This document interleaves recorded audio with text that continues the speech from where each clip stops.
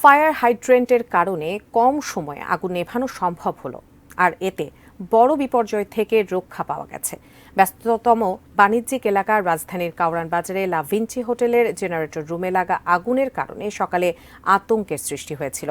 Fire সার্ভিসের ৬ ইউনিটের চেষ্টায় আগুন দ্রুত নেভানো সম্ভব হওয়ায় হতাহতের ঘটনাও ঘটেনি। সকাল 10:25 দিকে হঠাৎ করেই রাজধানীর কারওয়ান বাজারের লা ভিঞ্চি হোটেলের জেনারেটর রুম থেকে ধোঁয়া বের হতে থাকে। মুহূর্তে সে ধোঁয়া ছড়িয়ে পড়ে পুরো এলাকায়। এতে আতঙ্ক ছড়িয়ে পড়ে। তবে আগুন যাতে ছড়িয়ে পড়তে না পারে তাৎক্ষণিকভাবে সে চেষ্টা শুরু করে লোকজন। আশপাশের ভবনে থাকা ফায়ার হাইড্রেন্টের পানি ব্যবহার করে হোটেলের জেনারেটর রুমে থাকা আগুন ঠেকিয়ে রাখে স্থানীয় জনতা। খবর পেয়ে ফায়ার সার্ভিসের ৬টি ইউনিট ঘটনাস্থলে পৌঁছে আগুন নেভানোর কাজ শুরু করে এবং দ্রুতই আগুন নিয়ন্ত্রণে আনা হয়।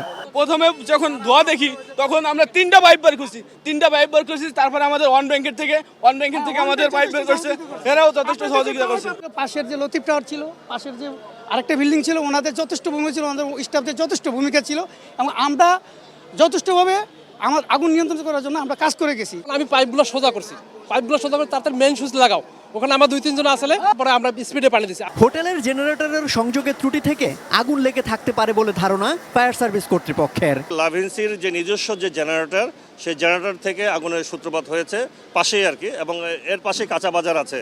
তো আমরা আগুনটাকে জেনারেটর রুমের মধ্যেই সীমাবদ্ধ রাখতে সক্ষম হয়েছি। তবে একটা বিষয় ছিল যে এখানে ডিজেল ছিল কিছু ক্যানে, সে ক্যানে আমরা আগুনটা যেতে দেইনি। সম্রাট আনোয়ার, এটিএন নিউজ, ঢাকা।